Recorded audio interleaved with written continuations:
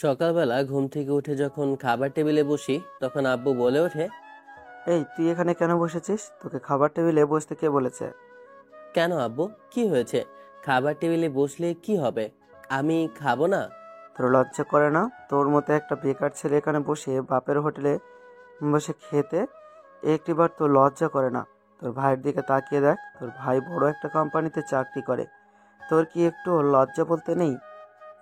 আরে, ছেলেটার সাথে এমন করছো কেন? ছেলেটা খেতে বসেছে, তুমি এত কথা কেন শোনাচ্ছ? খেতে বসছে, খাবারটা কেউ কিনেছে নাকি? এটা আমার উপার্জনের টাকা। ওর না যেদিন উপার্জন করে টাকা আনতে পারবে সেই দিনও খাবে, তার আগে আমার খাবার খাওয়ার কোনো প্রয়োজন নেই। মাথা নিচু করে আব্বুর অপমানগুলো শুনে যাচ্ছি, তখন ভাইয়া বলে ওঠে, তোর কি একটুও লজ্জাবোধ বলতে কিছু নেই?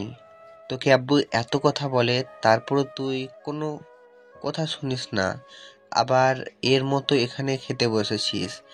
আসলে রাস্তায় যদি কাউকে কেউ জিজ্ঞাসা করে তোকে ভাই বলে পরিচয় দিতে আমার লজ্জা লাগে।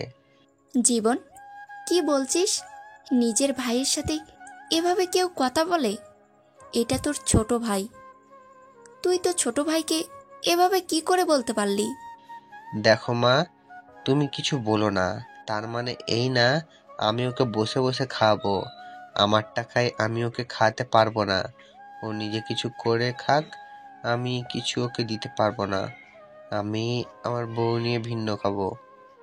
কথা শুনতে শুনতে হয়তোবা আমার এখন গায়ের চামড়াও শক্ত হয়ে গিয়েছে। কারণ বলবে না কেন? আমি তো বেকার। বেকার ছেলেদেরকে সবাই সবকিছু বলে। প্লেটটা দে, আমি তোকে ভাত বেড়ে দিচ্ছি। না মা, খাবার খেতে ইচ্ছে করছে না, পেট ভরে গেছে। আমি উপরে যাচ্ছি।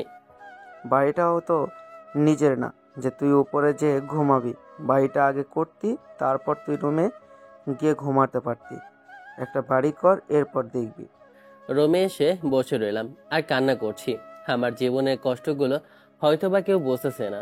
তখনই আম্মু রুমে আসে, খাবার নিয়ে এসে বলে ওঠে, বাবা, রাগ করিস না ওদের কথাই।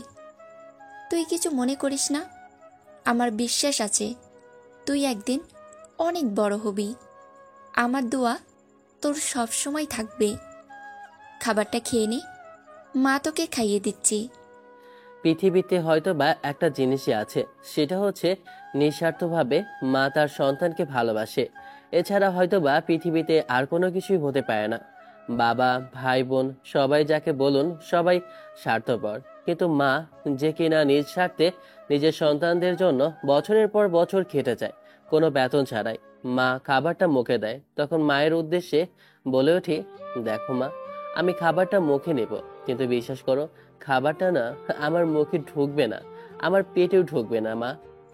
এমন করছিস কেন বাবা? কান্না করছিস কেন? কান্না করিস না। জানো মা, বেকার মানুষের সব জায়গাতেই দোষ, সব জায়গাতেই অন্যায়। আমি যদি আস্তে খাই তাহলেও আমার দোষ, আমি যদি জোরে খাই তাহলেও আমার দোষ, আমি যদি তাড়াতাড়ি খাই তারপরেও আমার দোষ। দেখো মা, এই গায়ের জামাটা যদি আমি ভালো পরি না, রাস্তায় বের হলে আমাকে আঙ্গুল দিয়ে দেখায়, এই যে দেখ বেকার ছেলের পুটনাঙ্কি। আর যদি একটা ছেঁড়া জামা পরি, তখনও বলবে, দেখ বেকার তো কি করবে, তাই ছেঁড়া জামা পরছে। মা কথাগুলো শুনে কান্না করতে লাগলো। আমি ওখান থেকে বের হয়ে চলে যাই, রাস্তা দিয়ে হাঁটছি। জানি না কত জায়গা খুঁজছি, একটা চাকরি পাইনি, কেউ আমাকে চাকরি দেয়নি। এই শহরে মামা খালু ছাড়া কেউ কখনো চাকরি দেয় না। সামনে রহিম চাচার দোকান, ওখানে গেলাম। ওখানে গিয়ে বলে উঠি, চাচা, আপনার দোকানে চা হবে? না বাবা, আমার দোকানে চা নেই, একটু আগে শেষ হয়ে গিয়েছে। তাহলে আমাকে একটা সিগারেট দেন। আমি তো দোকানে এখন আর সিগারেট রাখি না, আমি বিক্রি করা বন্ধ করে দিয়েছি। মানুষের বাকি নেই, কি বলবো, টাকা দেয় না, এসব মানুষের কাছে বিক্রি করা বন্ধ করে দিয়েছি। তার জন্যই তো আমি এখন সিগারেট নিয়ে না। কথাটা যে আমাকে বলেছে আমি বেশ বুঝতে পারছি। তখনই একটা ছেলে আসে আর সিগারেটটা নেই। আমি ঠিকই বুঝতে পারলাম আমাকে দেবে না বলে, সেজন্য বলছেন নেই। তখনই দেখলাম আমার বন্ধু রাহাত আসছে। ওকে দেখে আমি বলে উঠি, রাহাত দাঁড়া, তোর সাথে একটু কথা আছে আমার। একটু তাড়াতাড়ি বল, একটু কাজ আছে। এভাবে ইগনোর করছিস কেন? আমরা তো ছোটবেলা থেকে বন্ধু, এমন ব্যবহার করছিস কেন আমার সাথে? দেখ ভাই, তোর মতো আমি বেকার না, যেখানে বসে আছি গিয়ে কথা বলতে পারবো। কি বলতে চাস একটু তাড়াতাড়ি বল। ভাই, একটু বাইকটা দিতে পারবি? সে অনেক দূর ইন্টারভিউ দিতে যাব, আমার কাছে টাকা নেই, আর পায়ে হেঁটে যাওয়া সম্ভব না, হয়তোবা সময় থাকবে না ইন্টারভিউ দেওয়ার জন্য। না ভাই, তুই আমাকে মাফ কর, আমি তোকে বাইকটা দিতে পারবো না, কারণ আমার কাছে সময় নেই। বাইকটা লাগবে আমার। তোর তো আগামীকালকে ছুটি, তুই তো যাবি না, বাইকটা তো বাসায় পড়ে থাকবে, তাহলে আমাকে দিলে তোর কি সমস্যা? দেখ ভাই, তোকে আমি বাইকটা দিতে পারবো না, কতবার বলবো বাইকটা দেওয়া যাবে না। তুই অন্য কিছু বল। আচ্ছা, তোর কাছে 1,000 টাকা হবে? আমি তোকে দিয়ে দিব কয়দিন পরে। 1,000 টাকা তুই আমার কাছ থেকে চাচ্ছিস? আরে এই নিয়ে তোর কাছে আমার প্রায় 10,000 টাকা পাওনা রইলো। ওই টাকাগুলো দিচ্ছিস না, আবার তুই নতুন করে আমার কাছে তুই একটু ভাই সামনে থেকে সর, যদি বলিস চা সিগারেট খাওয়াচ্ছি। এই যে রহিম চাচা, আমার বন্ধুকে 1 প্যাকেট সিগারেট দেন তো। না ভাই, ঠিক আছে, সমস্যা নেই। তুই যদি না দিতে পারিস তাহলে আমি নিজে গিয়ে কোথা থেকে ম্যানেজ করে নেব। কথাটা বলে আমি হাঁটা ধরলাম আমার সেই চেনা জানা একটা জায়গায়, সেটা হচ্ছে নদীর পার। সেখানে বসে থাকতে আমার বেশ ভালোই লাগে। মন খারাপের সময় সেটাই আমার একমাত্র বন্ধু।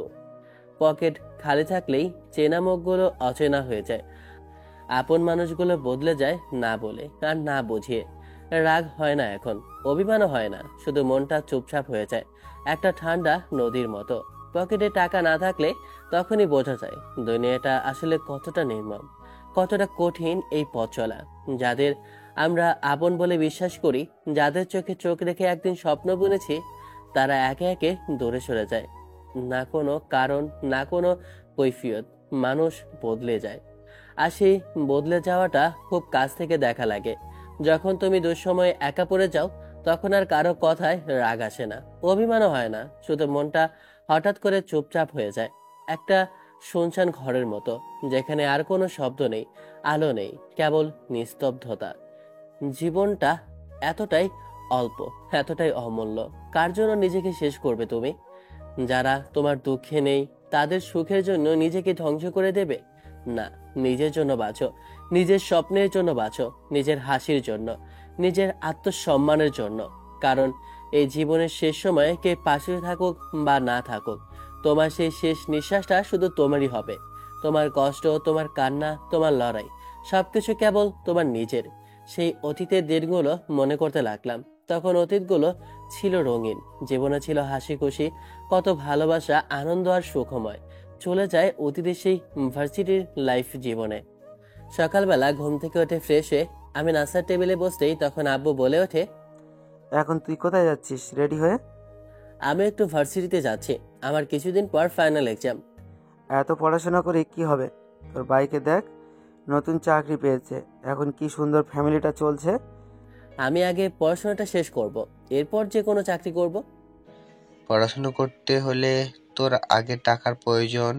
তুই টাকা পাবি কোথায়? তোকে টাকা কে দিবে পড়াশুনো করার জন্য? যদি পড়াশোনা আমাকে না করাতে, তাহলে এই সময় কেন আমাকে ভার্সিটিতে ভর্তি করে দিয়েছিলে? আমি তো তোমাদেরকে বলিনি আমাকে ভার্সিটিতে ভর্তি করিয়ে দাও। এখন যখন পড়াশোনা শেষের পথে, তোমরা বলছো পড়াশোনা বন্ধ করে দিতে। দেখ, তুই বড় বিয়াদব হয়ে গিয়েছিস, বড় ভাইয়ের মুখে মুখে কথা বলছিস। বড় ভাই যা বলে তা শোন। আমি যেখানে নতুন চাকরি পেয়েছি ওখানে পিয়নের একটা চাকরি আছে। ওটা করলে তারপরও মাসে 10,000 টাকা করে পাবে। আমি বলে দেখতে পারবো আমার বসকে। আমি তোমাকে বলিনি যে আমি এসব চাকরি করব। আমি গেলাম। তোরা সকাল সকাল কি শুরু করছিস? ছেলেটা মাত্র ঘুম থেকে উঠেছে, এখনো কিছু খায়নি, আর এখনোই তোরা ঝগড়া লাগিয়ে দিয়েছিস। আম্মু, ও শুধু তোমার ছেলে, আমি তোমার ছেলে না? শুধু ওর দিকে তুমি দেখো কেন, আমাকে দেখো না? আমি বিয়ে করেছি নতুন, আমার বউ আছে, সব কিছু আছে। আর ওকে কি বসে বসে খাওয়াবো নাকি? চাকরি নিতে, তাহলে তো আমরা সুন্দরভাবে সবাই মিলে ফ্যামিলিটা চালাতে পারি। বাসা থেকে রাগ করে ভার্সিটির উদ্দেশ্যে রওনা দিচ্ছি। আর আপনাদেরকে আমার পরিচয়টা দিয়ে দিই, আমি আবির, পরিবারে অবহেলিত ছোট সন্তান। আমরা মধ্যবিত্ত। বাবা একটা সরকারি চাকরি করে, বড় ভাই বিয়ের আগে অনেক ভালো ছিল, বিয়ের পরে কেমন জানি না এখন বদলে গেল।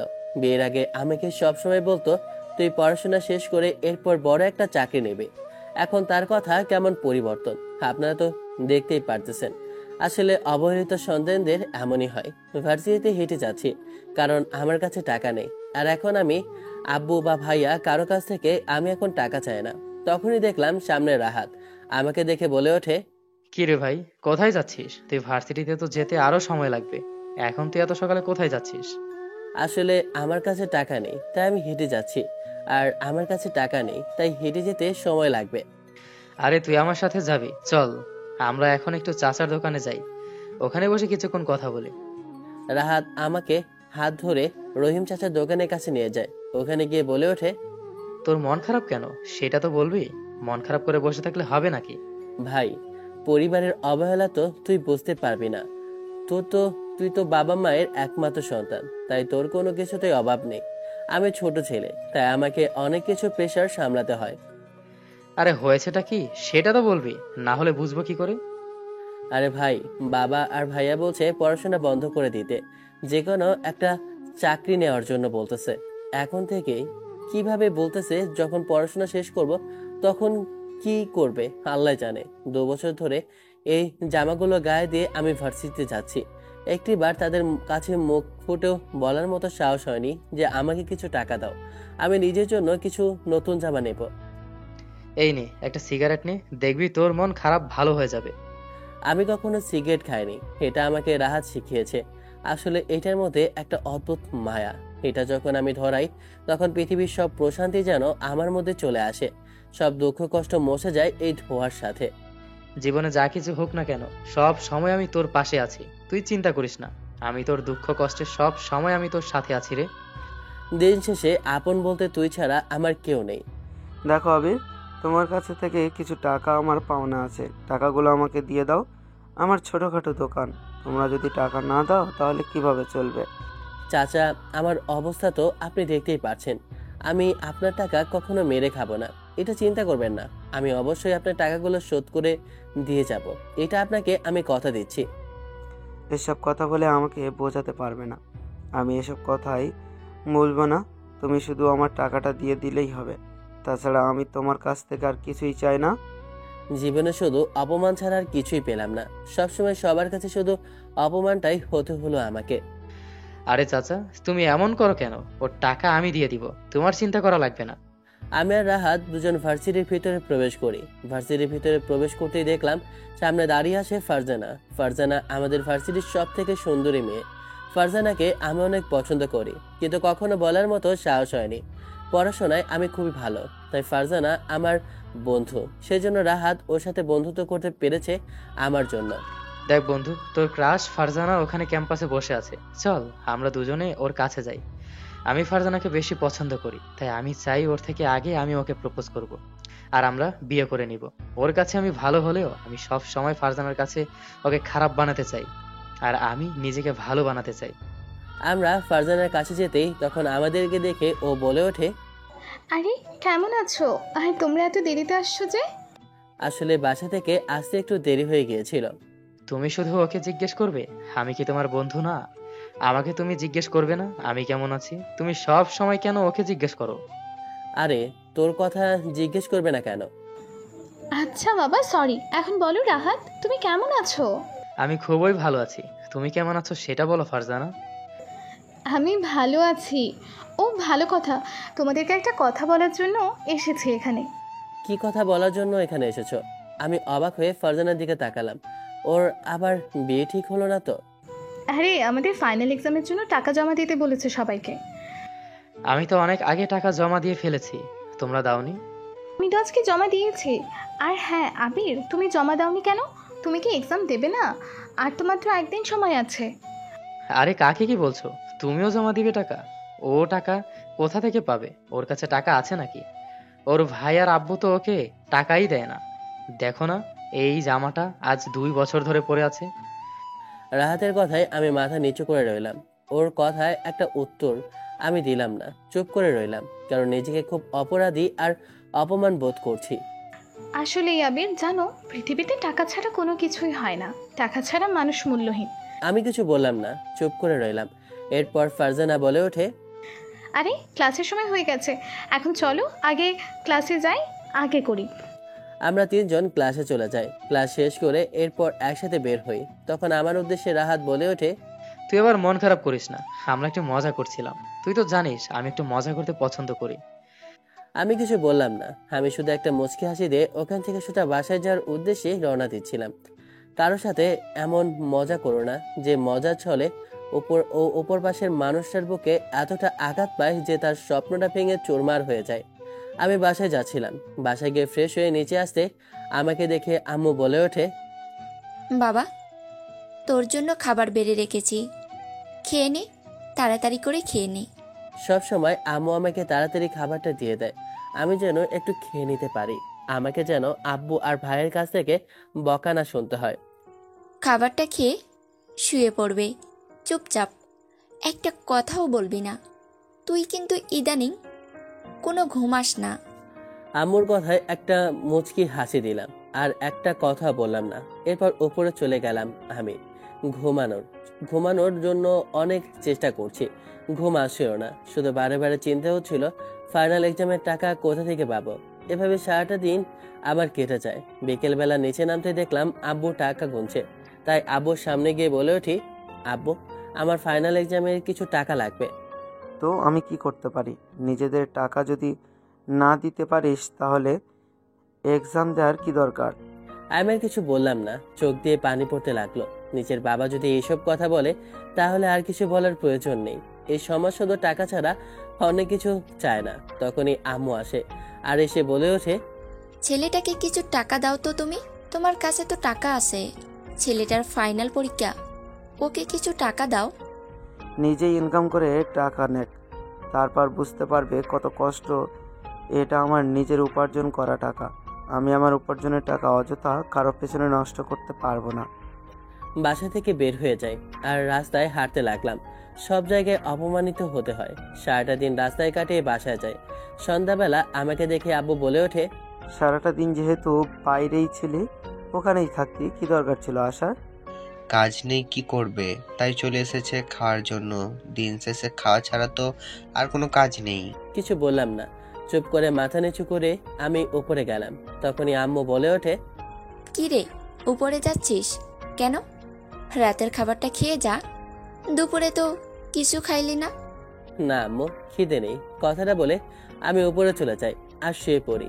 জানি আমার কষ্ট দেখে আম্মুও কষ্ট পায়। আবির জানে না আমি ফারজানাকে পছন্দ করি। ফারজানাকে একটা কল করলাম, তখন ফারজানা ফোনটা ধরে আমার উদ্দেশ্যে বলে ওঠে, কি ব্যাপার রাহাত, আজকে দেখি তুমি আমাকে হঠাৎ করে কল করলে? না আসলে তোমার জন্য আমি একটা গিফট নিয়েছি।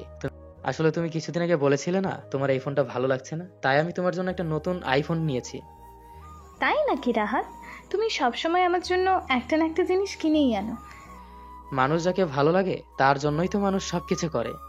তোমার কথা জানি না কেমন লাগছে আমার কাছে। কেন, আমার কথা তুমি বোঝো না বুঝি? যদি বুঝতাম তাহলে তো জিজ্ঞেস করতাম না, বুঝি না বিধায় তো তোমাকে জিজ্ঞেস করছি। তোমাকে কি বলবো, তোমাকে তো প্রথম দেখায় আমার ভালো লেগে যায়। কিন্তু আমার তো ভালো লাগে আবিরকে। কি বলছো তুমি? আবিরের কথা? আবির কি আছে পরিবারের? নেই সাপোর্ট, নেই টাকা, তুমি ওকে ভালো লাগে মানে কি বলো? আরে আমি শুধু বলেছি ভালো লাগে, তার মানে এই না আমি তাকে ভালোবাসি। পৃথিবীতে আমি একটা জিনিসকে ভালোবাসি, সেটা হচ্ছে টাকা। সত্যি বলতে আমি তোমাকে ভালোবেসে ফেলেছি। ঠিক আছে, কথাটা তুমি ভার্সিটিতে এসে বলো। তোমার অপেক্ষায় আছি আমি, থাকবো, সমস্যা নেই। ফারজানার সাথে আর কিছু সময় কথা বলে কলটা কেটে দেই। সকালবেলা ঘুম থেকে উঠে নাস্তা না করে আমি ভার্সিটিতে চলে গেলাম। আজকে দেখলাম রাহাত আমাকে কল করছে না, ওর ফোন বন্ধ। কিছুই বুঝলাম না, ওকে দোকানেও পেলাম না। তাই আমি ভার্সিটিতে চলে গেলাম। ভার্সিটিতে গিয়ে যা দেখি তা দেখার পর আমি মোটেও প্রস্তুত ছিলাম না। ভার্সিটির সামনে গিয়ে দেখি যে রাহাত ফারজানাকে জড়িয়ে ধরেছে। এটা দেখার সঙ্গে সঙ্গে আমার পায়ের নিচ থেকে মাটি সরে যেতে লাগলো। ওরা দুজন ক্যাম্পাসে এসে দুজন দুজনের হাত ধরে বসে আছে। আমাকে দেখে তখন রাহাত ডাক দিয়ে বলে ওঠে, আরে আবির, এখানে দাঁড়িয়ে আছিস কেন? হাই, তোর সাথে আমার কথা আছে। আমি হাসি মুখে ওদের সামনে যাই। তখন রাহাত আমার উদ্দেশ্যে বলে ওঠে, আমি আর ফারজানা দুজন দুজনকে ভালোবাসি, আর আমি ফারজানাকে শীঘ্রই বিয়ে করব, চিন্তা করছি। আমার শুধু সেই কথাগুলো মনে পড়ছে রাহাতের। দিন শেষে আপন বলতে তুই ছাড়া আমার কেউ নেই। কি রে, কিছু বলছিস না যে? ও ভালো কথা, তুই কি আজকে তোর পরীক্ষা ফি জমা দিয়েছিস? আমি তো জমা দিতে পারলাম না, কোনোভাবে টাকাটা ম্যানেজ করতে পারিনি। তাহলে কি করবি? তোর আর পরীক্ষা দেওয়া হলো না, আমরা দুজন গিয়ে না হয় পরীক্ষাটা দিয়ে আসি। ওরা কথাটা বলে ওখান থেকে চলে যায়।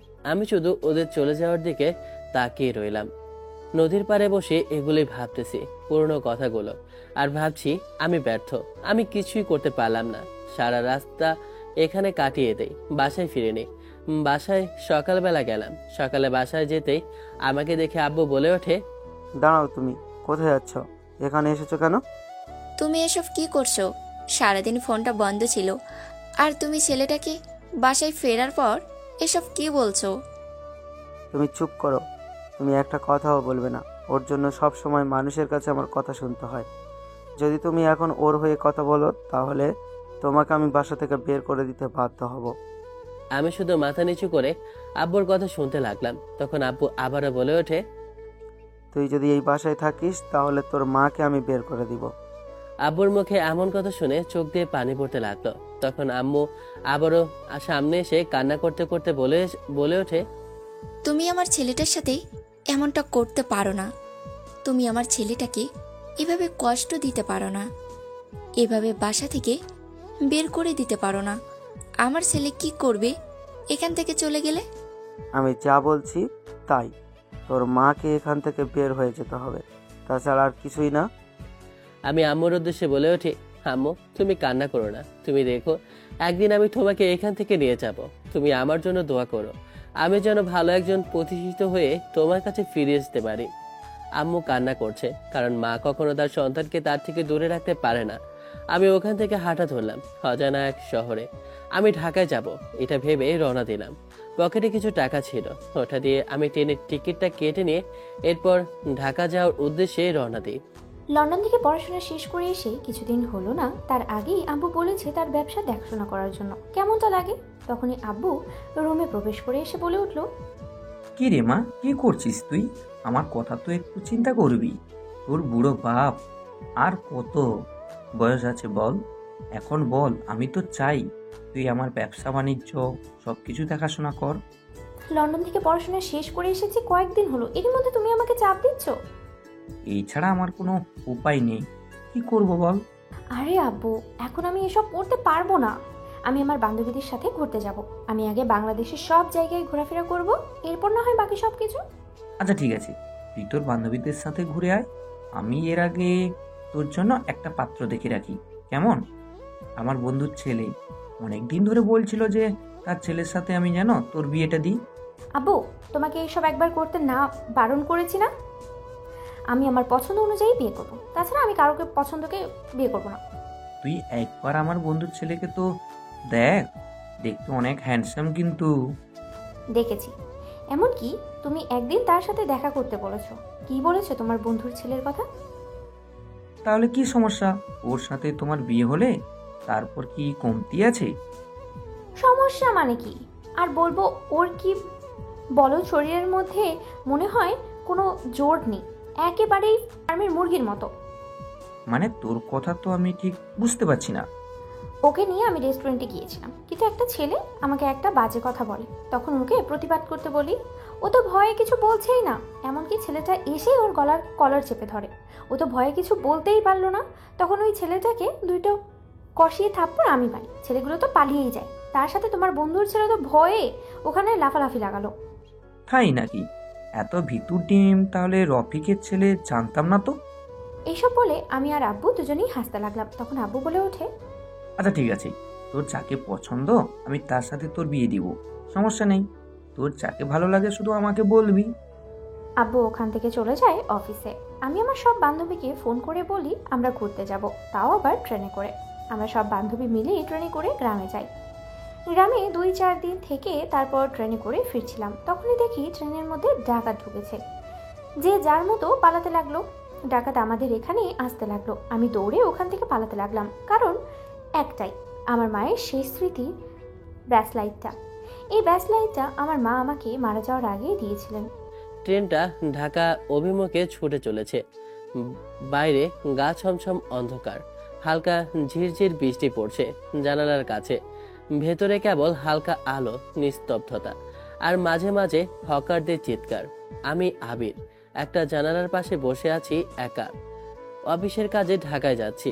হঠাৎ একটা ঝাঁকুনি, ট্রেন হঠাৎ থেমে যায় কোথাও জনমানবহীন একটা জায়গায়। কিছুক্ষণ পরেই হইচই শুরু হয়। কয়েকজন মুখোশ পরা লোক, হাতে ধারালো অস্ত্র, ডাকাত। তারা একে একে বগিতে প্রবেশ করছে।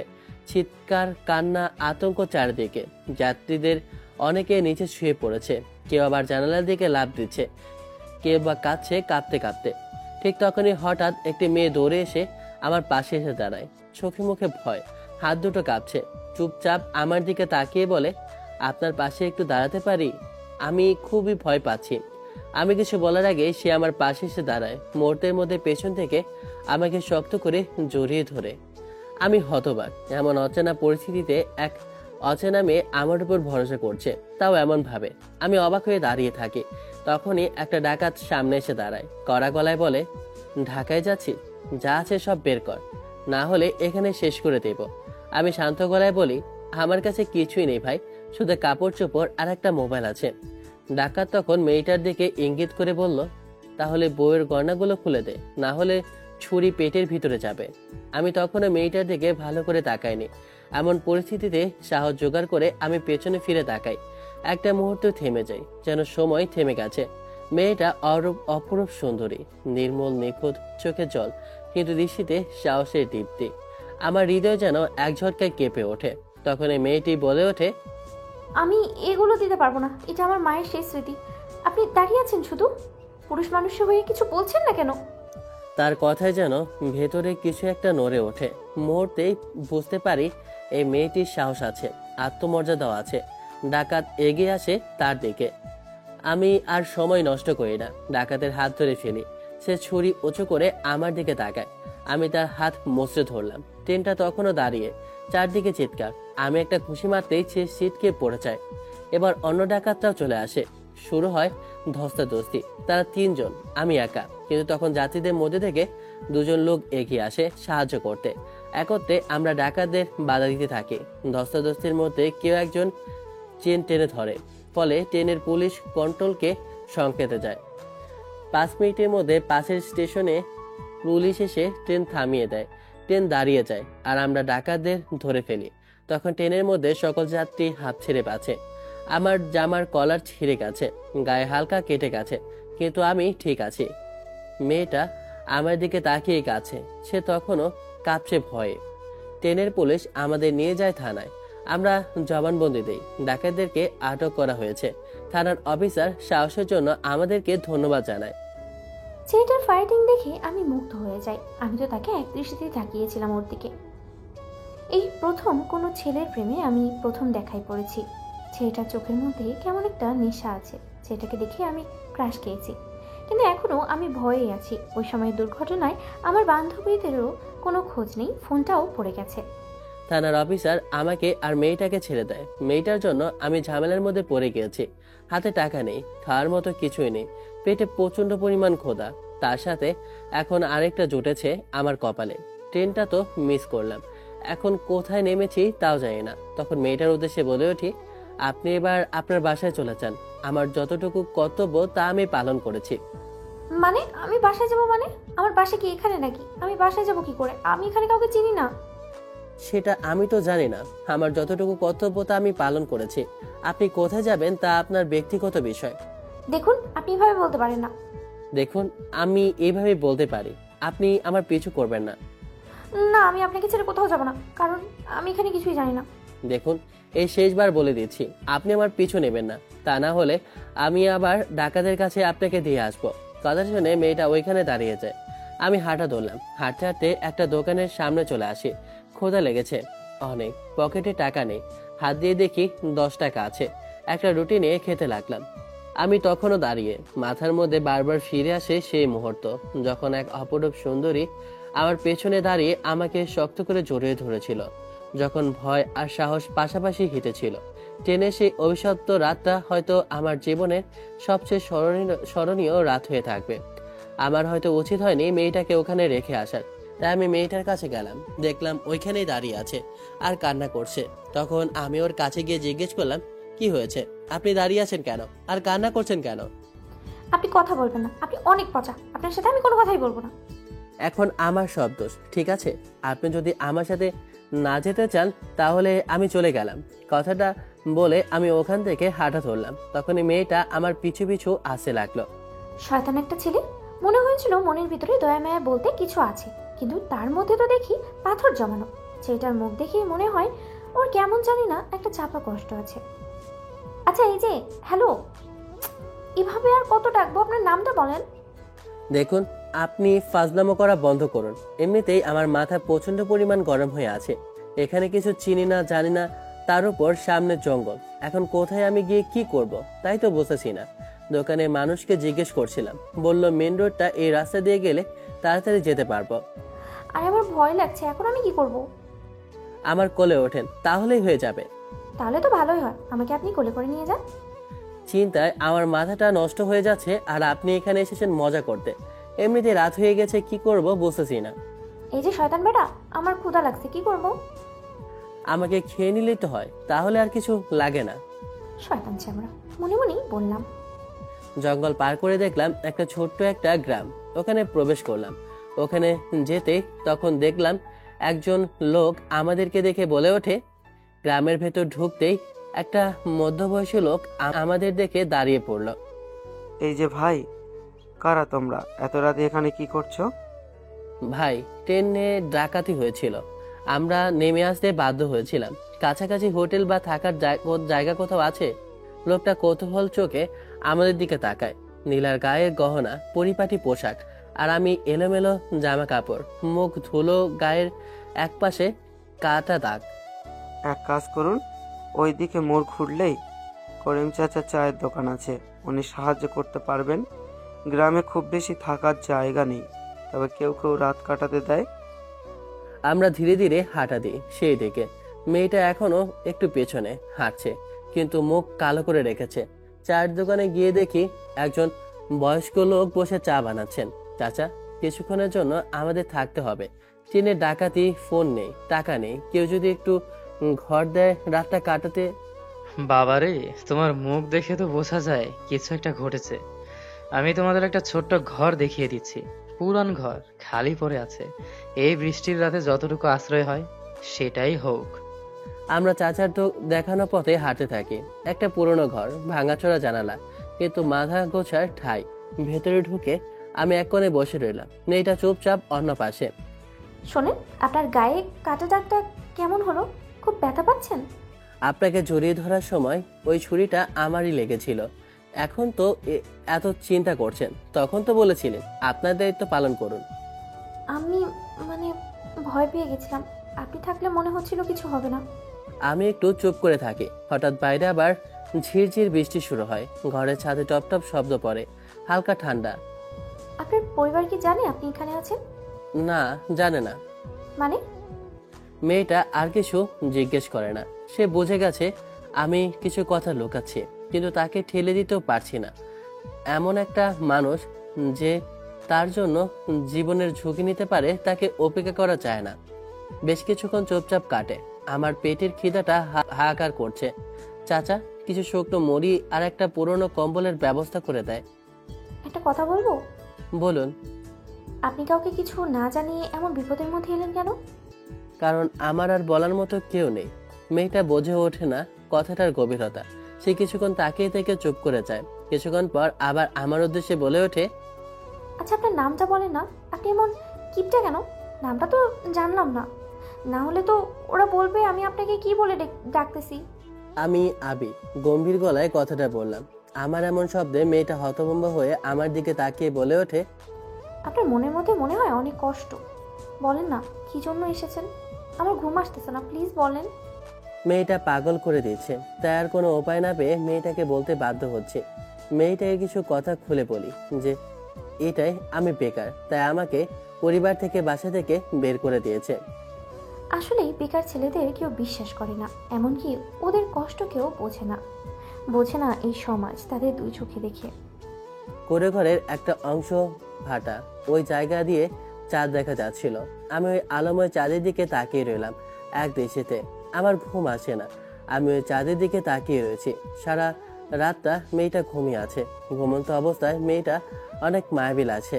সকালবেলা ওই বৃদ্ধ লোকটা এসে আমাদেরকে যাওয়ার রাস্তাটা দেখিয়ে দেয়। এরপর আমরা ওখান থেকে মেন রোডে যাই। ওখানে গিয়ে আমি দাঁড়ালাম, কারণ আমার কাছে তো টাকা নেই। এখন যদি বাসে উঠতে হয় তাহলে টাকার প্রয়োজন। কি হলো, আপনি এখানে দাঁড়িয়ে রইলেন কেন? আসলে আমার কাছে তো টাকা নেই, বাসে করে যেতে হলে কি করে যাব? আরে এই চিন্তা আপনাকে করা লাগবে। আমি আমি দেখুন কিভাবে ম্যানেজ করি। এমনিতেই গ্রামের মানুষ খুবই সরল। যদি একটা সুন্দরী মেয়ে থাকে তাহলে তো ওরা দেখবেন এমনিতেই দৌড়ে নিয়ে যাবে। মেয়েটার কথা আমি ঠিক বুঝতে পারলাম না। তখন দেখলাম একটা বাস এসেছে। তখন মেয়েটা বাসের ড্রাইভারকে বলে ওঠে, আমাদেরকে প্লিজ একটু ঢাকায় দিয়ে আসবেন। আমার ছোট ভাইয়ের আমি দুজনেই ফেসে গিয়েছি এখানে। মেয়েটার এমন প্রতিভা দেখে তো আমি হাঁ করে তাকিয়ে রইলাম, কিভাবে ছেলেটাকে ম্যানেজ করে ফেললো। আসলে মেয়েরা সব দিক থেকে ছলনাময়ীতে সেরা রে। কিভাবে ছেলেটাকে বোকা বানিয়ে দিল, আর আমাকে বানিয়ে দিল মেয়েটার ছোট ভাই। হাই রে কপাল। আমি আর আবির দুইজনই বাসে উঠে বসি। বাসটা নিজের গন্তব্যস্থলে যেতে লাগলো।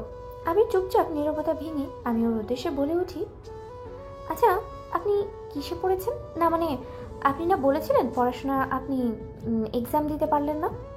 এই তো আমি অনার্সের ফাইনাল এক্সামটাই দিতে পারিনি। আমি এবার অনার্সের ফাইনালে ছিলাম।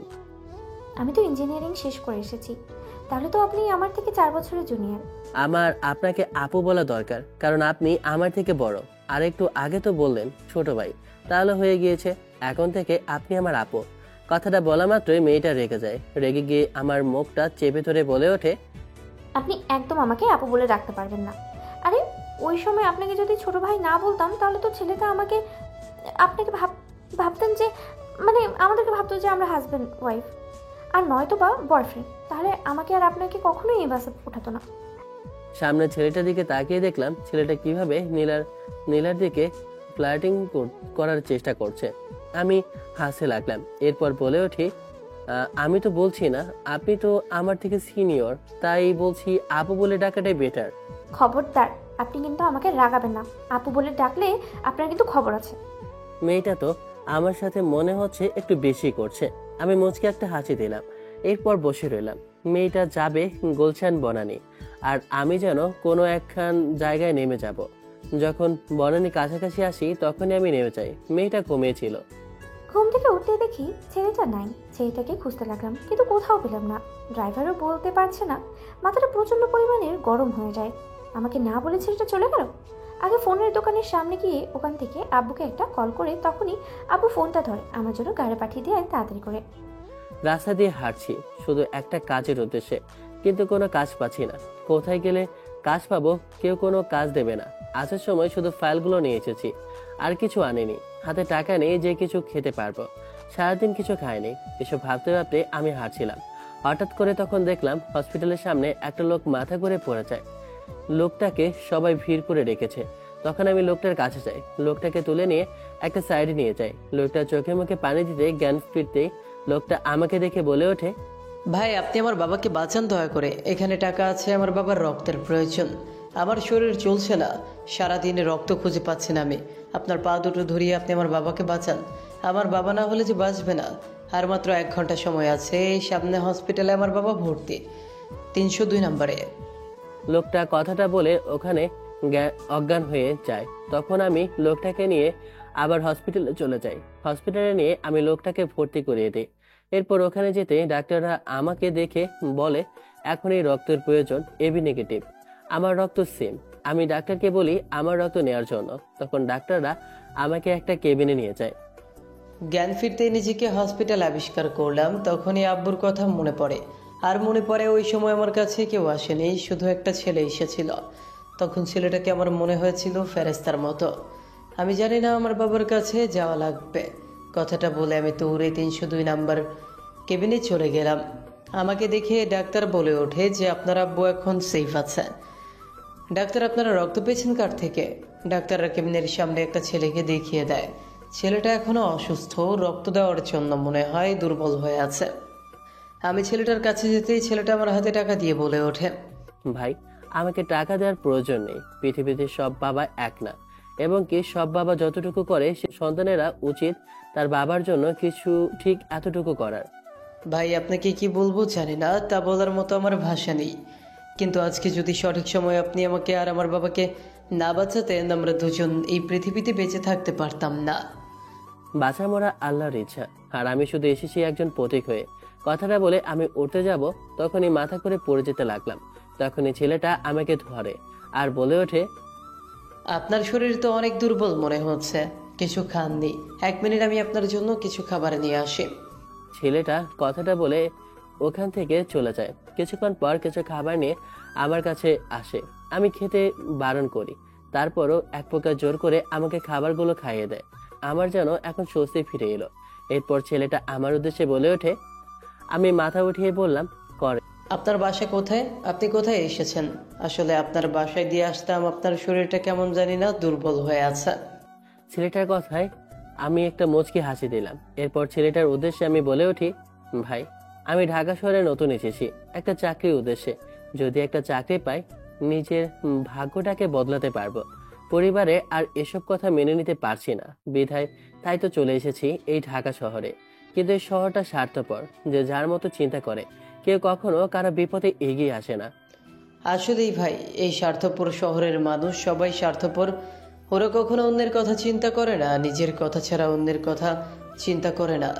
কিন্তু ভাই, আপনার কথা ঠিক আমি বুঝতে পারছি না কি জন্য আপনি এখানে চাকরি খোঁজার জন্য এসেছেন, আর পরিবারের ভাগ্যে কিছুই তো বুঝলাম না। যদি একটু বুঝিয়ে বলতেন। নিজের কষ্টগুলো কাউকে যদি না বলতে পারেন, তাহলে কষ্টগুলো শুধু বেড়ে যায়। চাপা কষ্টগুলো ধরে রাখলে কষ্ট শুধু বাড়ে, কমে না। তাই ছেলেটাকে সবকিছু খুলে বলি। সব কথা শুনে ছেলেটা বলে ওঠে, ভাই, আপনার জীবনে এত কষ্ট ভাবতে পারিনি। আপনার মুখ দেখে কখনো বোঝা যায় না যে আপনার জীবনে এত কষ্ট। আপনার এত সুন্দর মুখের মধ্যে লুকিয়ে আছে হাজারো চাপা কষ্ট। আমি চুপ করে রইলাম। তখন ছেলেটা আমার উদ্দেশ্যে বলে ওঠে, ভাই, আপনাকে একটা কথা বলবো, দয়া করে কথাটা রাখবেন। আচ্ছা বলেন, সমস্যা নেই। ভাই, আপনি আমাদের জন্য এত কিছু করেছেন, আমি আপনার জন্য একটা কিছু করতে চাই। আপনি আমাদের সাথে আজকে থেকে আমাদের বাসায় থাকবেন। আপনি আমার ভাই, কারণ আপনি আর আমার বাবার জীবন বাঁচিয়েছেন। আমার অফিসটা অনেক বড়, আমি অনেক বড় একটা কোম্পানিতে চাকরি করি। ওখানের মালিক অনেক ভালো। কিছুদিন পর ওখানে একজন লোক রাখা হবে ইন্টারভিউ দেওয়ার জন্য। হাজার হাজার অসংখ্য মানুষ ওইখানে যাবে। আমি আপনার সুপারিশ করে আপনার চাকরি ম্যানেজ করে দিব। ওইখানে ইন্টারভিউ দিয়ে যদি আপনি একটা চাকরি পেয়ে যান, তাহলে আপনার ওখানে একটা ভালো অবস্থানে যেতে পারবেন। ওই কোম্পানিটা আমাদের শহরের সব থেকে বড় কোম্পানি বলা যায়। ভাই, আপনি আমার জন্য যতটুকু করেছেন, তার জন্য আমি সারা জীবন ঋণী হয়ে থাকবো। আপনি এইভাবে আমাকে ছোট করবেন না। আমি আপনার জন্য কিছুই করিনি, বরং আপনি আমার জন্য যা করেছেন তার জন্য আমি সারা জীবন ঋণী। আর আমি আপনার ছোট ভাই, দয়া করে আপনি করে বলবেন না। আমি মুচকে একটা হাসি দিয়ে হ্যাঁ বললাম। কিছুদিন পর আকাশ আর তার বাবা সুস্থ হয়ে যায়। এরপর তারা আমাকে ওদের বাসায় নিয়ে আসে। বাসাটা অনেক বড়। আকাশের বাবার অনেক বয়স হয়েছে, এখন কয়দিন বাঁচবে যায় না। ওপরওয়ালা ডাক পড়লে হয়তো বা চলে যেতে পারে। আবির ভাই, আপনি এখন থেকে এই বাসায় থাকবেন, আর এই রুমটা আপনার। আর আপনি কিছু মনে করবেন না, আমরা নিজেরা রান্না করি। মানে আমি রান্না করি, আব্বু তো পারে না, অসুস্থ, সারাদিন শুয়ে থাকেন। তুমি আমাকে বড় ভাই বলেছো, তাই আমি তোমাকে কিছু বলবো না। শুধু এতটুকু বলবো, কেউ যদি কাউকে আপন করে নেয়, তাহলে সবকিছুই তাকে আপন করে নিতে হয়। আমি সবসময় তোমার সাথে রান্নায় সাহায্য করব, যেহেতু তুমি আমার ভাই। আপনি বলা বন্ধ করো। আবির ভাইয়ের কথায় একটা মুচকে হাসি দিলাম। এরপর বাজার থেকে বাজার করে নিয়ে আসি। এরপর আবির ভাই অনেক সুন্দর করে রান্না করে। তখন আমি মজা করে বলে উঠি, ভাই, তুমি এত সুন্দর করে রান্না করছো, আমার তো মনে হচ্ছে ভাবি তোমাকে সারাদিন রান্না করাবে। কপালে বিয়ে আছে কিনা তাই জানি না, তার উপর আবার ভাবি। এমন করে আমরা দুজন অনেক ফাজলামি করে তারপর খাওয়া দাওয়া করে আমরা সবাই যে যার রুমে শুয়ে পড়লাম। আল্লাহ তাআলার কাছে লাখো কোটি শুকরিয়া জানাচ্ছি যে আল্লাহ পাক আজকে আমাকে ভালো একটা জায়গায় এনে রেখেছে। সকালবেলা ঘুম থেকে উঠতে দেখি আব্বু আমার সামনে দাঁড়িয়ে আছে। তখনই আমি লাফ দিয়ে উঠে বলি, আর আব্বু, তুমি তো দেখে আমাকে ভয় পাইয়ে দিয়েছিলে। উফ, আমি তো তোমাকে দেখে হঠাৎ করেই ভয় পেলাম। আমি তো সব সময় সকালে আমার লক্ষ্মী মেয়েটার মুখটা দেখে বসে রই, কিন্তু আজকে হঠাৎ কি হলো? তুই দেখি কোল বালিশটা জড়িয়ে ধরে শুধু আবির ডাকছিলি। মা, বলতো ছেলেটা কে? ছেলেটার কথাই আমার শুধু মনে পড়ছিল রাত থেকে। আব্বুকে কি করে বলি এই ছেলেটার কথা? আমি লজ্জায় মাথা নিচু করে রইলাম। তখন আব্বু আবারও বলে ওঠে, আমার মেয়েটার মনে হচ্ছে লজ্জা পেয়েছে। তাহলে তো একটু শুনতে হয় ছেলেটাকে, যে কিনা আমার মেয়ের লজ্জার কারণ হয়ে দাঁড়িয়েছে। তাহলে একটু আমিও শুনি। আমি তো আর গতকালকে জিজ্ঞেস করিনি যে ওখানে হয়েছিল কি। আমি তো অনেক চিন্তায় ছিলাম। আমি যখন শুনেছি তখনই লোক পাঠিয়ে দিয়েছি, পুলিশ খবর দিয়েছিল এবং কি উপর মহলে সবাইকে ফোন দিয়েছি। ওরা তো সব কিছু খোঁজাখুঁজি শুরু করে দিয়েছে এবং কি ওইখানে পুলিশগুলোর চাকরিও একেবারে নোট করে দিয়েছি। এখন তো বল তোর হাসির কারণটা কি? আমার তো জানার ইচ্ছা একটু। আব্বুকে সবকিছু খুলে বলি। সবকিছু শুনেই আব্বু হাসতে লাগলো। তখন আমি আব্বুর উদ্দেশ্যে বলে উঠি, আব্বু তুমি হাসতেছো? তুমি বলেছো বলার জন্য, তাই আমি বলেছি। তাই বলে তুমি এভাবে হাসবে? আমি কিন্তু তোমার সাথে কথা বলবো না।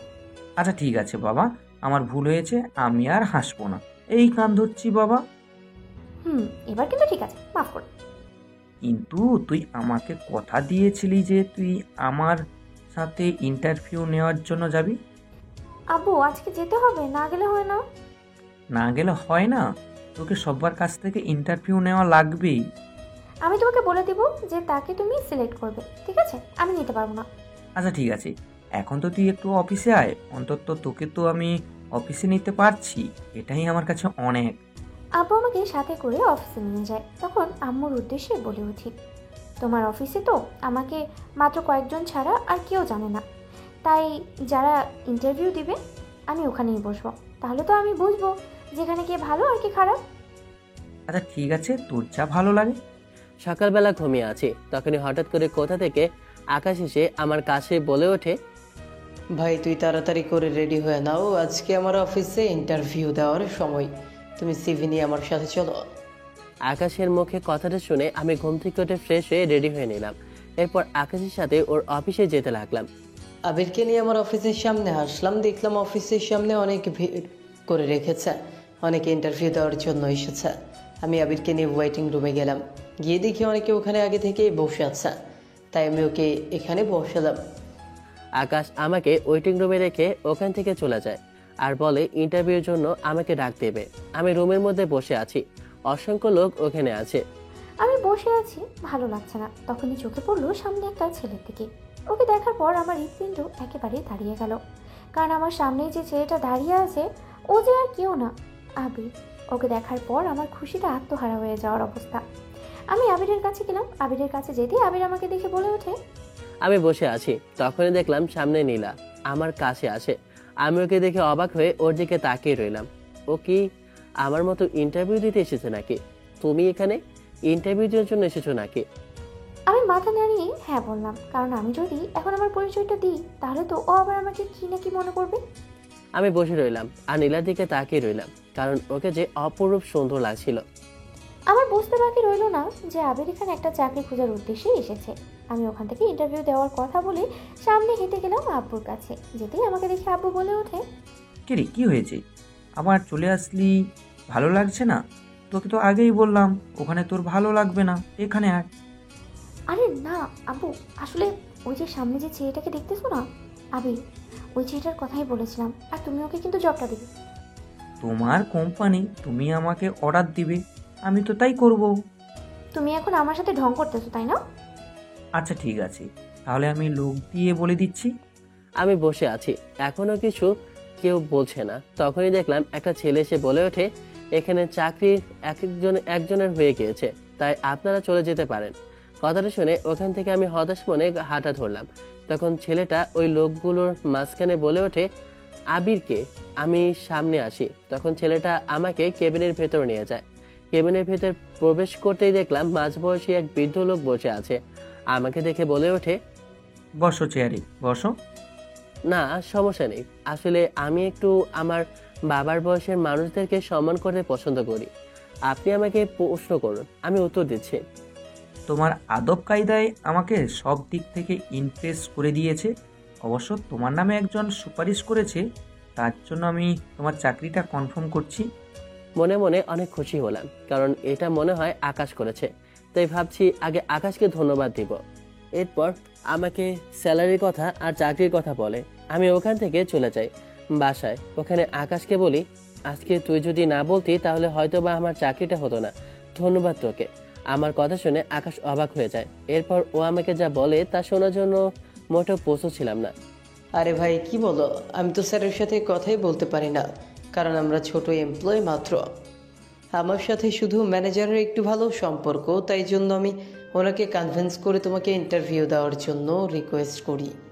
আর আমি 100% শিওর ছিলাম তোমার চাকরিটা হবে না, আর আমি অন্য জায়গায় দেখার জন্য চেষ্টা করছিলাম, কারণ এখানে চাকরি পাওয়া এত সহজ না। কিন্তু আমার তো চাকরি হয়ে গিয়েছে, কিন্তু কিভাবে হলো সেটাই তো বুঝতেছি না। আর আমার থেকে ইন্টারভিউ নিয়েছে একেবারে কোম্পানির সিও। আমার সিবি দেখে, যোগ্যতা দেখে কিছুই বললো না, শুধু বললো আমার ব্যবহার আর আদব কায়দা তার কাছে পছন্দ হয়েছে। ভাই এত কিছু চিন্তা করো না তো, তুমি চাকরি পেয়েছো এটাই অনেক। এতে তুমি খুশি না? আর আমি অফিস থেকে আসার সময় শুনেছি স্যার নাকি কিছুদিনের জন্য দেশের বাইরে যাবে, তার মেয়ের দেখাশোনা করবে অফিসটা, তাই তোমাকে পরিচয় করিয়ে দিব সবার সাথে। আচ্ছা ঠিক আছে, সমস্যা নেই। আমি আর আবির ভাই আমরা দুজন রান্না করে খাওয়া দাওয়া করে শুয়ে পড়ি, কারণ আগামীকালকে তো আবার অফিস আছে। রাতে শুধু শুয়ে শুয়ে আবিরের কথাই ভাবতেছি, শুধু বারে বারে ওর কথাগুলোই মনে পড়ছে, আর ওর ছবিটা আমার মুখের সামনে ভেসে আসছে। আবিরের কথা ভাবতে ভাবতেই আমি ঘুমিয়ে পড়ি। সকালবেলা ঘুম থেকে উঠে ফ্রেশ হয়ে অফিসে যাওয়ার জন্য রওনা দিব, কারণ আব্বু দেশের বাইরে গেছে। আমি বলেছি তার চিকিৎসার জন্য যাওয়ার জন্য। এরই ভিতরে আমি চাই আবিরকে আমার ভালোবাসার কথাটা বলে দিতে। আমি অফিসে যাওয়ার জন্য রেডি হইনি। একটু সময় পর অফিসে এসে পৌঁছাই। অফিসের গেট দিয়ে যখন ভেতরে প্রবেশ করব, সকালবেলা ঘুম থেকে উঠে আমি আর আকাশ দুজনে অফিসে যাওয়ার জন্য রওনা দিই। আমার আইডি কার্ডটা আনতে ভুলে গিয়েছিলাম, তাই আমি আকাশকে বলি যাওয়ার জন্য আমি কার্ডটা নিয়ে আসার জন্য চাই। এরপরে আবার যেতে লাগলাম। অফিসের গেটে পার হতে হঠাৎ করে কারোর সাথে ধাক্কা লাগে, বাসের মেয়েটা পড়ে যায়। তখন আমি বলে উঠি, আসলে আই এম সরি, আমি আপনাকে খেয়াল করিনি, ক্ষমা করবেন। সামনে তাকিয়ে দেখি আমার সামনে আর কেউ না, আবির। আমাকে দেখে অবাক হয়ে বলে, আরে আপনি আপনি এখানে? গতকালকে তো দেখেছিলাম, তাহলে আপনার চাকরিটা হয়েছে? আচ্ছা ঠিক আছে, চলেন একসাথে যাই। কথাটা বলে আমি নীলার সাথে একসাথে যেতে লাগলাম। আবির বুঝতে পারলো না আমি যে এই অফিসের মালিক। দেখলাম অফিসটা অনেক সুন্দর সাজানো, তার কারণটা জানি না। তখন দেখলাম অনেকে বলতেছে গুড মর্নিং ম্যাম, এবং কি অনেকে আমাকে স্যার বলতেছে। আমি অফিসের ভিতরে ঢুকতে আমাকে দেখে আকাশ বলে ওঠে, কিরে ভাই, তোর হলোটা কি? কোনো সমস্যা নাকি? প্রথম দিন কি নিজের চাকরিটা হারাতে চাস? মানে তুই কি বলছিস? তোর কথা তো আমি ঠিক বুঝতে পারছি না। চাকরি হারাতে চাই মানে? আরে ভাই তোকে কিভাবে আমি বলবো, তুই ম্যাডামের সাথে কি করছিস? ম্যাডামের সাথে আমি ঠিক বুঝলাম না, আমার পাশে তো নীলা। তখন আমি আকাশের উদ্দেশ্যে বলে উঠি, মানে তুই ম্যাডাম কাকে বলছিস তা তো আমি বুঝতে পারছি না। আরে ভাই তুমি যার সাথে আসতেছো সেই হচ্ছে আমাদের এই কোম্পানির মালিকের মেয়ে, নীলা চৌধুরী। কথাটা শোনার জন্য আমি মোটেও প্রস্তুত ছিলাম না। আমি মনে মনে অনেক খুশি হয়েছিলাম যে নীলা এখানে চাকরি করে, ওর সাথে কথা বলতে পারবো, কারণ ওর কথা বারে বারে আমার মনে পড়ছিল। নিজের মনের কথা ওকে আমি শেয়ার করতে পারবো। কিন্তু ও আমাকে মিথ্যা কথা বলেছে। ও যে এত বড় একটা কোম্পানির মালিক আমাকে একটিবারও বলেনি। আমার সকল ভালোবাসা নিমিষেই পানি হয়ে গেল। আসলে ব্রাহ্মণ হয়ে কখনো চাঁদ দেখার স্বপ্ন দেখেছিলাম, কিন্তু আমি জানতাম না চাঁদের স্বাদ এত দূরে। তখনই আমি নীলার পাশ থেকে সরে গিয়ে বলে উঠি, আসলে আই এম সরি ম্যাম, আমাকে ক্ষমা করবেন। আমি বুঝতে পারিনি আপনি যে এই কোম্পানির মালিক। এমন করছো কেন? তো কি হয়েছে আমি এই কোম্পানির মালিক? এই ছেলেটা কে কে বলতে বললো আমি এই কোম্পানির মালিক। এখন কি মনে করবে আবির? আমি জানি না। ওকে আমার প্রতি কোনো কারণে রেগে আছে। আমি ওখান থেকে সোজা চলে গেলাম যেখানে এমপ্লয়িরা কাজ করে ওইখানে। আমাকে পেছন থেকে অনেকবার নীলা ডাকলো, আমি একটা কথাও শুনলাম না। শুধু মনে মনে এতটুকু বলেছি যে আমার জীবনে শুধু কষ্ট ছাড়া আর কিছুই আমি পাইনি। এসব ভাবতে ভাবতে আমি আমার কেবিনে যাই। আমাকে আকাশ কেবিনটা দেখিয়ে দেয়। আমি কেবিনে বসে আমার কাজ করতে লাগলাম। তুমি যতই রাগ করো না কেন আবির, আমি তোমাকে ভালোবাসি। আমি আমার ভালোবাসা দিয়ে তোমাকে অর্জন করব। তার জন্য আমাকে যা করার দরকার আমি তাই করব। আমি আমার কেবিন থেকে আবিরের দিকে তাকিয়ে রইলাম। কি সুন্দর মিষ্টি লাগছে ওকে। এক দৃষ্টিতে ওর দিকে তাকিয়ে রইলাম। জানি না ছেলেটার মধ্যে কি অদ্ভুত একটা মায়া আছে। ওয়াও, সুন্দর একটা ছেলে আমাদের অফিসে। আমি ফিদা হয়ে গেলাম। এত সুন্দর ছেলে আমাদের অফিসে জয়েন হয়েছে। ছেলেটার সামনে গিয়ে বলে ওঠে, হাই, আমি নেহা বলছি। আমি তোমার পাশেই থাকি। আমি বসে নিজের কাজ করছিলাম, তখনই হঠাৎ করে পাশ থেকে একটা মেয়ে এসে আমাকে কথাটা বলল। ধন্যবাদ, আমি আবির। এভাবে শুকনো কথাই তো হবে না। তাহলে কি করতে হবে আমাকে? যেহেতু আমরা এক জায়গায় আছি, তাহলে আমার সাথে বন্ধুত্ব করতে হবে। মেয়েটা কথাটা বলে হাতটা বাড়িয়ে দেয়। তখন আমি মেয়েটার হাত ধরে বলে উঠি, আচ্ছা ঠিক আছে, যেহেতু একই জায়গায় আমরা আছি তাহলে বন্ধু হতে সমস্যা নেই। আমি আবির, আর আমি সামনেই থাকি। ছেলেটার হাসি দেখে তো আমি ফিদা হয়ে গেলাম। এত সুন্দর কেন ছেলেটা? মনে হয় এখনই ছেলেটাকে জড়িয়ে ধরে। আমি তো প্রথম দেখাতেই ক্রাশ খেলাম।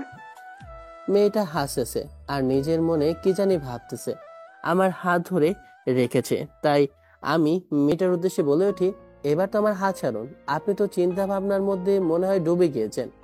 আমার কথা শুনে মেয়েটা মাথা চুলকিয়ে আমার হাতটা ছেড়ে দেয় আর বলে ওঠে, আসলে সরি, বুঝতে পারিনি, হাত ধরে ফেলেছি কখন। আপনি এত সুইট, কি বলবো, আপনার দিকে চেয়ে থাকতে ভালো লাগে।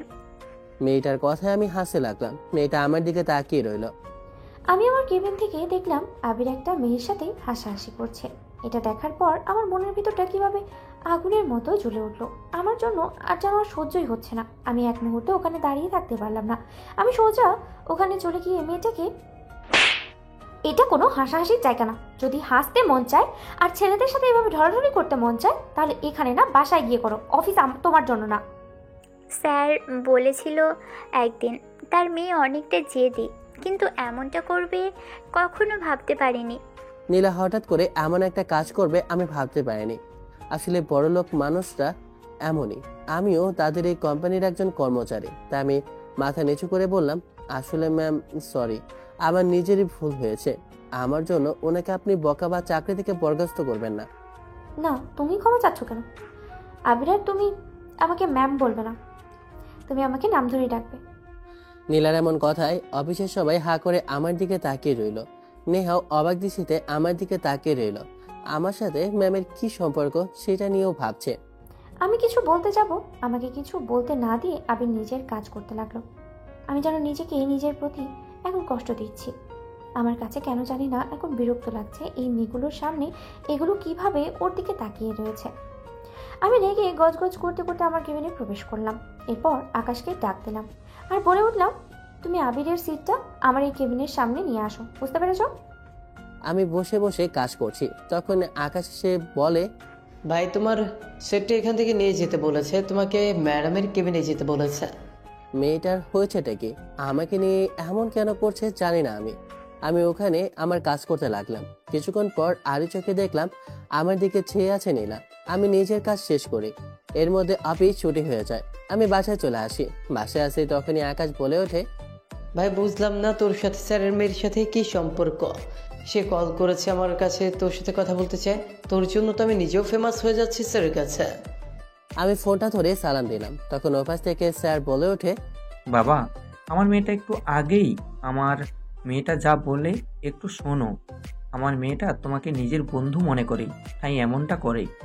আমার বুঝতে বাকি রইল না আমাকে চাকরিটা দিয়েছে নীলা, না হলে আমাকে এত বড় কোম্পানিতে চাকরি পাওয়া এতটা সহজ ছিল না। আমি ওনাকে হ্যাঁ বললাম। এরপর ফোনটা কেটে দেই। আমি খাওয়া দাওয়া করে ঘুমিয়ে পড়ি। আমি আর নিজেকে রাখতে পারছি না, আমি আর ওকে ধরে রাখতে পারছি না। আমি যদি আবিরকে আমার ভালোবাসার কথা না বলি, তাহলে অন্য কেউ আমার আবিরকে ছিনিয়ে নিয়ে যাবে। আমি বেঁচে থাকতে এটা কখনোই হবে না। সকালবেলা ঘুম থেকে উঠে ফ্রেশ হয়ে আমি অফিসে যাওয়ার উদ্দেশ্যে রওনা দিচ্ছি। তখনই দেখলাম অফিসে যাওয়ার সময় নেহা আমাকে দেখে ডাক দিয়ে বলে ওঠে, আবির, তুমি কি অফিসে যাচ্ছ? দাঁড়াও, আমিও তোমার সাথে যাব। ছেলেটাকে যত দেখি ততই আমার কেন এত ভালো লাগে। মনে হয় ছেলেটা এতটা প্রেমে পড়ে গিয়েছে, না দেখলে ভালোই লাগে না আমার। আমি গাড়ি নিয়ে অফিসে যাচ্ছি, তখনই দেখলাম আবির ওই মেয়েটার সাথে হেঁটে যাচ্ছে। গাড়ি থামিয়ে বলে উঠি, আবির গাড়িতে উঠে বসো, আমি তোমাকে নিয়ে যাচ্ছি। না ম্যাম, প্রয়োজন নেই, আমি হেঁটে চলে যেতে পারবো। প্রচণ্ড পরিমাণে রাগ হলো, তাই আমি আবিরের হাত ধরে নিজেই হাঁটতে লাগলাম। মেয়েটা আমার এমন কাণ্ড দেখে হতবাক হয়ে দাঁড়িয়ে রইল। ম্যাম, আপনি কেন আবিরের হাত ধরছেন বুঝলাম না। একজন এমপ্লয়ারের হাত আপনি ধরলেন কেন? চুপ, একদম চুপ। আমি কার হাত ধরেছি আর তার হাত ধরবো না তাকে তোমাকে বলতে হবে না। আমি এই কোম্পানির মালিক, আর আমি কার হাত ধরেছি তুমি জানো। আর তোমার সাহস তো খুব বড়, তুমি ওর হাত ধরো। তুমি জানো তুমি যার হাত ধরেছো ওকে? আমি তো অবাক হয়ে ম্যামের দিকে তাকিয়ে রইলাম। ওদের হলোটা কি?